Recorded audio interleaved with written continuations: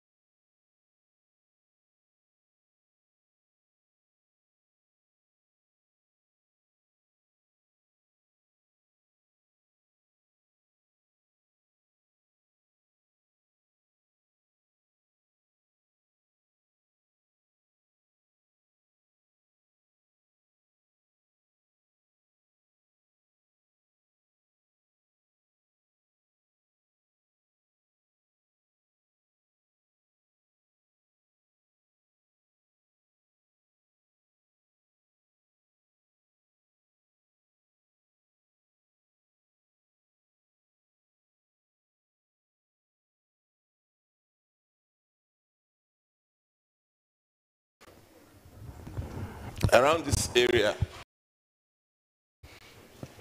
say for this, okay, for this one, if I was DB, DBZ is more flatter. You know, very, like as you can see, that's the, it's not represented there, but DBZ is very, very flat. It doesn't discriminate on any frequency whatsoever. It has its own application, but for sound engineers, you need to look at DBA and DBC. All right. Yes.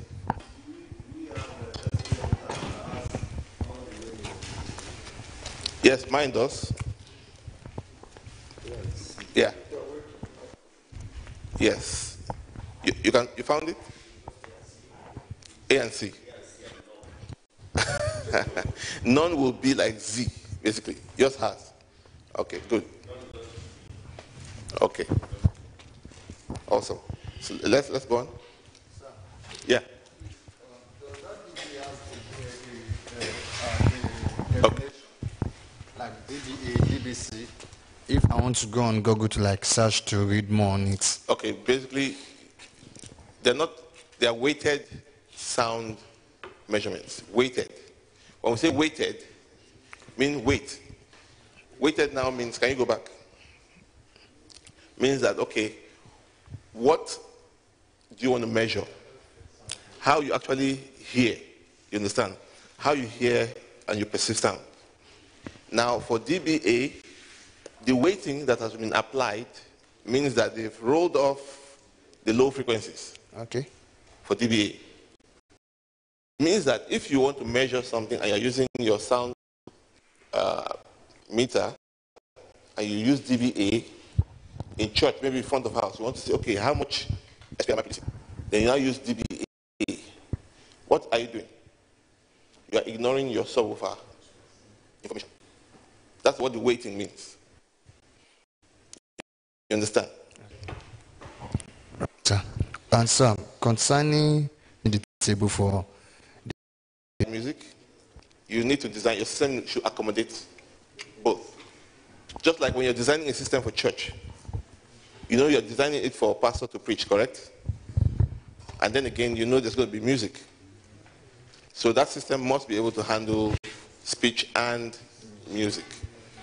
If I was going for maybe just a corporate, maybe Chevron has a conference and all they want to discuss future energy solutions and stuff. And that's all that's going to happen. I'm not going to carry subwoofer there, correct? I'm not going to do that. I'm just going to go and set up speech reinforcement systems, and that's it. But they tell me, okay, after this, we're having dinner night, we're doing this, then okay, I can go with maybe one or two subwoofers to just give you some extra low end, you know, depending on what you need to do. So you cover the range. Are we good? So now, what I'm saying is, what parameter you need to use to measure? Is it the DBA or DBZ where you want to do your calibration? Okay, I think I got what you mean now. During speech, let's say you prepare for both speech and music, yeah? During speech, you are not sending any vocal to subwoofer, correct? Yeah. Nothing's going there. Yeah. So what happens? You can measure with your DBA. When you're music and all of that, you measure with DBC. At which point you are sending signal to the subwoofer. Yeah. Okay. Can we go on? So, as per air conditions, so high frequencies, what do you think happens in the air? I mean, high frequencies and low frequencies, which is absorbed in the air better between high frequencies and low frequencies?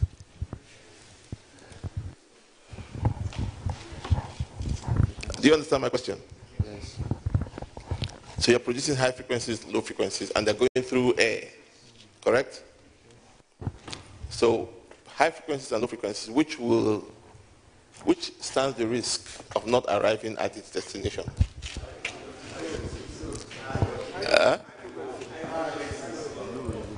High frequencies, low frequencies? Why do you say high frequencies, please? It is light. You can weigh a frequency. Frequency travels far. I like to see that. High frequency travels far. It's smaller. That is the reason. It has a very short wavelength. So it can easily be stopped by humidity or, yes. So that's exactly. Lower frequencies have long wavelengths. I know the characteristics of lower frequency. What is unique about them? They diffract. Correct? They diffract. So they can bend around anything, which is why if you're in the car and the car that is playing heavy music passes by, what do you hear? The subwoofer now, Shay. What happened to the high frequencies? They were stopped. So it is easier to stop. The atmosphere can stop high frequencies more than. So in certain conditions where, like, in winter, where high frequencies don't travel very well. So what do you do in this kind of environments? Turn it up. Yeah? That means you're going to accentuate your high frequencies more than you would normally do, right? Okay. So, now what happens when temperature increases to absorption? What happens to sound when there's an increase? As per absorption of air. When the temperature increases, what happens to the sound? What? It does, we know it travels faster, but it's hotter now, isn't it? And what happens to the sound as per absorption? Decreases now. So it means that in warmer environments, it travels faster because there's more of it traveling and less of it being held back or absorbed. So in colder environments, absorption increases as temperature drops. Now at distances like 100 meters up, if you are running sound in 100 meters above sea level, you will not, like that, the air at that point is like a brick wall. You're not going to get much high frequency content. Just so you know, in case one of these days you find yourself doing sound in some place, and you say, what's happening to my high frequencies? It's not going to work. Yeah, let's go on. So as per absorption, you can see from the graph, the green shows no absorption. The high frequencies are still very, very, active there. The blue temperature has increased, and then you have some absorption. The red, where temperature has dropped, what happens to the absorption? So that's the kind of measured, performance of the system in just different conditions. All right, let's go on. So line source radiation. Hold on. So what is, go back a bit. So when we say line source, what do we mean? Line source. What do we mean by line source? Sorry? Line source. Okay, what do we mean by point source? What? Oh, yes, give it a shot. Come in. An example of line source is our line array. Okay. Why the point source is the one standing there we are using presently. Okay. But what is the point source? Why do we even call it a point source? Why do we call it a line source? The reason why line array is called a line source is the way it is being suspended and positioned to shorter and a longer distance transmission. Then the point source is being stationed to capture that particular area without without having the tendency to travel further in different ranges. Okay. Okay. The general concept, yes, you're right. You're right. Anyone else? Yes, somebody wants to explain line and point source. You can start explaining before it gets to you.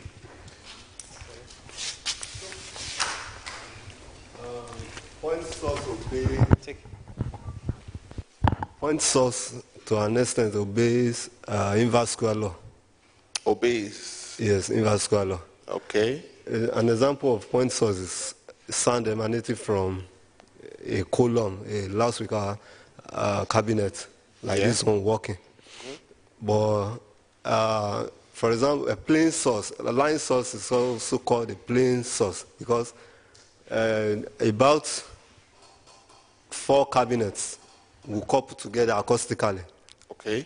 to form a source emanating from it. So they are plane source or line source, line array systems. Okay, good, good. So they don't obey inverse square law. It doesn't obey. Yes. It disobeys. Inverse square law. That's a very bad behaving system. Inverse square law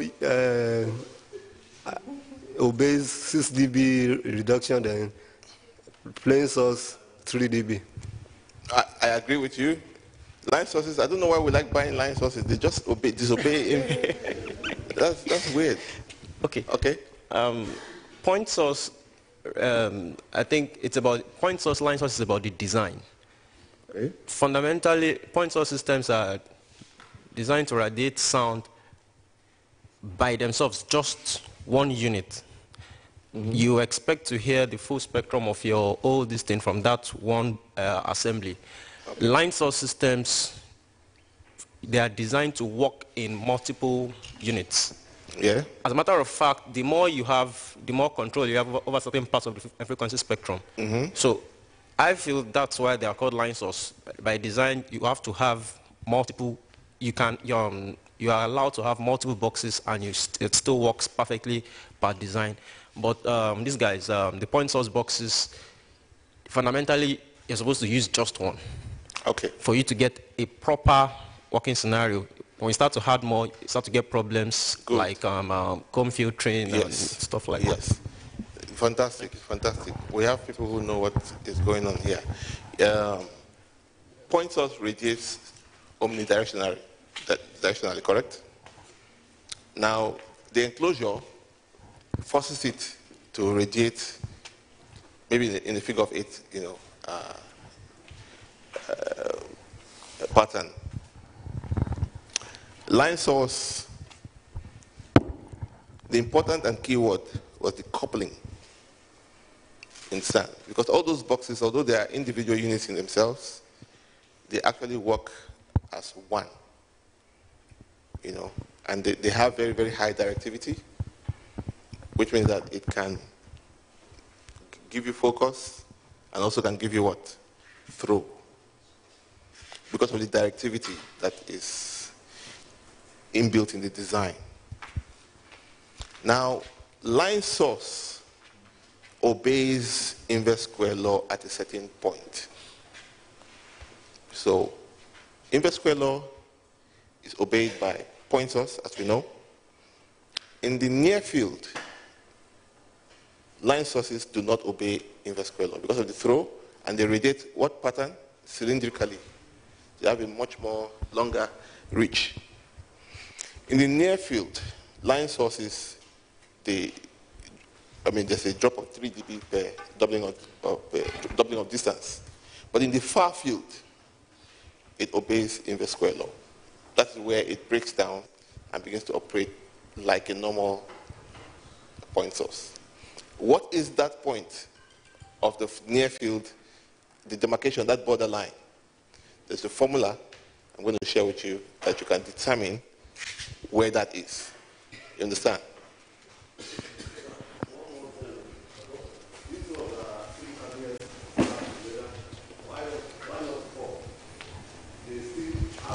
There are 4 now.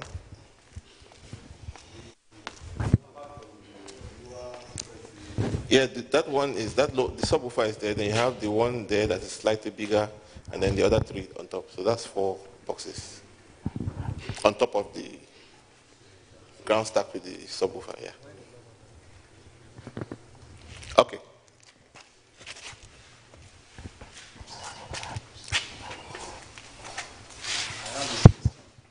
Okay. In previous studies that we have engaged in, we were made to understand that this point source that is called full range is meant for music reproduction and not for sound reinforcement. Okay. But Okay. to a large extent, it doesn't respond to full range in my own best knowledge. Okay. Because some of them, they will say it responds from 40 hertz to whatever kilohertz, some will say 20. Meanwhile, by the time you try to use some testing device Yeah. to dictate the frequency range of the speaker, some doesn't even go beyond 10 kilohertz, 15 kilohertz maximum. Then Okay. the frequency response from the low end is not even more than 40 and above. All so right. the 20 and the minus 20, where are they? Okay. Now, the question now is why do we key into using all of this in our sound reinforcement programs around us here? Okay. Number one, when you you purchase a loudspeaker that does not reflect what is on the specification sheet, you bought it from China. So buy Yamaha products. When we tell, when we tell you to buy, when we say it is this, from this, when we specify the range of that's what it is. Reason being that, the build is delicate, design is intricate, and we have anechoic chambers where we measure the performance and we torture the system. We torture them to their maximum limit and then extend the torture again on top. You understand? So that's how, your system needs to perform based on what is specified. You understand? Now, when it comes to application, if you say, for example, it depends on the content, For what we have here, for example, we have the point source, then we have a subwoofer. So definitely, when you look at, let me ask you this, guys. Why do you think a subwoofer reproduces lower frequencies more than a normal full range like this? Is it not because of the driver? The cone. Large cones give you large wavelengths, move more air, and then produce those frequencies. So I think, and I can understand, these are situations that exist mainly in developing countries. It is very rare to be in a developed country where everything needs to be, if you're buying what you're buying, what is said on the tin is what it must do, you understand?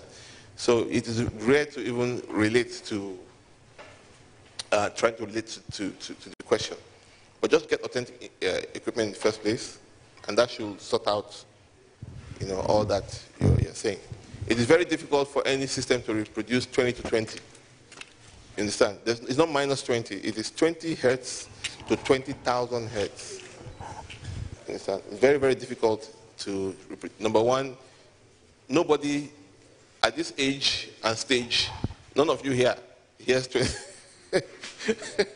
None of you here can hear 20 to 20. You lost it a long time ago. Even when you were born and you were hearing 20, you couldn't even distinguish the sound. You can't even remember what 20 hertz sound like, Yeah. So every system will be band limited to the physical possibilities of what it can produce. Yeah. All right. Okay, we've talked about line source. Can we go on? So straight line source, in terms of its radiation, you can see it has long throw. It has long throw, and the frequency response depends on where you are in the space. It's not particularly even for a straight line source. There's a point I'm trying to bring out here. So you can see high frequency at point A, you probably have the purple line, frequency response, very good, until you get to point green, where the frequency response is a little bit diminished. Okay, move on. A constant curved line source, basically you have kind of equal spacing to create a curvature between the boxes. Yeah, move on. So you can see the throw of a constant curve is not as far-reaching as the straight line source, and also the frequency response is constant over the distance, but it's kind of even, but also dependent on where you are in the space. Okay, all right, move on. Now, for a progressively curved line source, it's a bit different in terms of its propagation. Can we? Yeah, so you can see here that just about everywhere you are in the space, you are getting the same kinds of frequency response. So when you are doing your line array design, you want to go with progressive line source. What does that mean? You're angling, and you get a J kind of, you get. So the fact that if you go somewhere and you see a line array, they're just standing straight, you know, it's not going to be delivering the best. So you have to, your splay angles need to be well, you know, adjusted to get similar listening experience just about everywhere. All right, let's go forward. So this is what I was talking about, the near field and the far field. Now you need to cement this in your mind. For the far field is where inverse square law is applied. And what is it? 6 dB per doubling of distance, correct? Near field is before far field, and sound waves propagate according to the source shape. If source is a continuous straight line, sound propagates over a cylinder. SPL drops at minus 3 dB per doubling of distance, all right, which we've already discussed. And the limit from near field to far field is the array size, which is L, and the frequency F.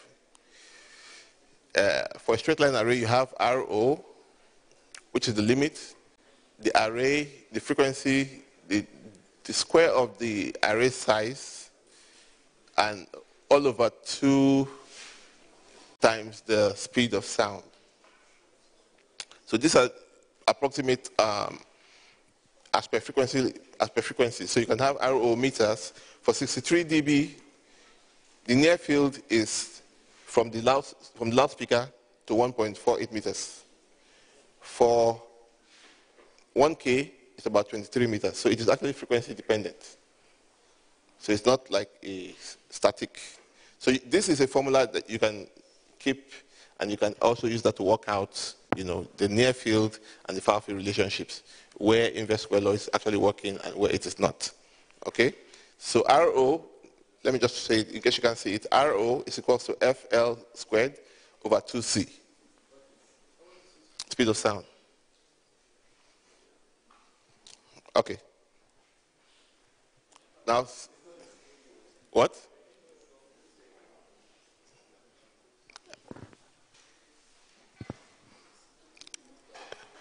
Any problem? Oh. Sorry? Oh. Okay, okay. Whether it is the speed of sound. Okay. Oh. Okay, okay. But what's the speed of sound as far as that you know? 3? Yes.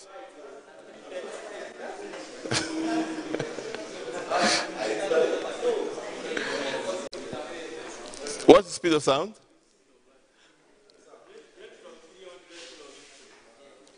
A range.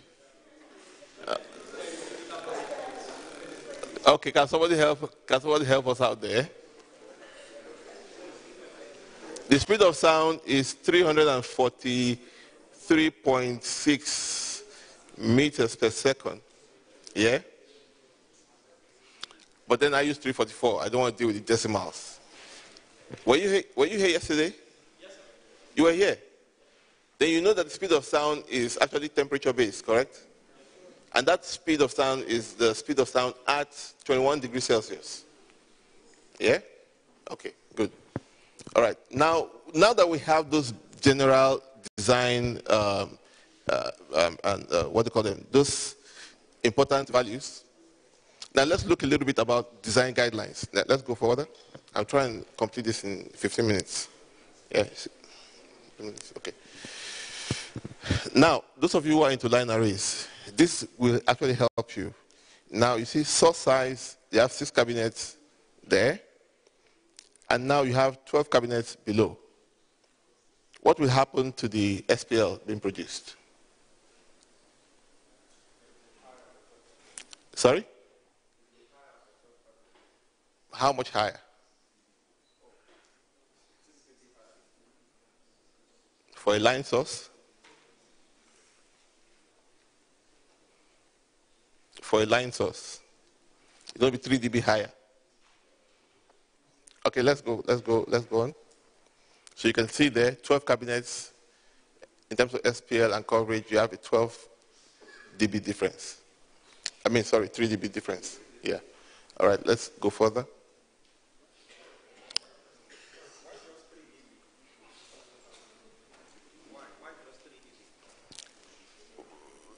Remember, line sources operate, you know very well, they operate differently from point source. You understand? So when you have, because of the nature of how they propagate, and because it needs to happen, in point source, no coupling is going on. So if you are increasing, you're giving a 6 dB increase. But in line sources, there is a coupling that needs to happen, and all those boxes need to operate as one. So when you are, it's the same thing when you're doubling distance, it's 3 dB and not 6 dB like it will happen in a line source. So I think it's basically the coupling and the behavior, yes, and the cylindrical wave that needs to be propagated. So it doesn't give you that much like 6 dB that you expect for a point source situation. So for the low frequencies, you can see there, if you have 6 cabinets, and the more cabinets you have anyways, the higher the low frequency performance you get. So let's go further. In terms of LF control, you can see there 6 cabinets is a bit more spherical. For 12 cabinets, there's a bit more focus. Yeah, so if you want, for low frequencies. Okay. So in order to have a decent LF control on music applications, requirement is usually array length is equal to venue depth over 16. How many of you have come across that formula? So in order to have a decent low frequency control on most music application, your requirement should be array length. What do you mean by array length? That means the length of the line array you're going to hoist here should be the venue depth divided by 16. Will give you a decent starting point for what your array should look like.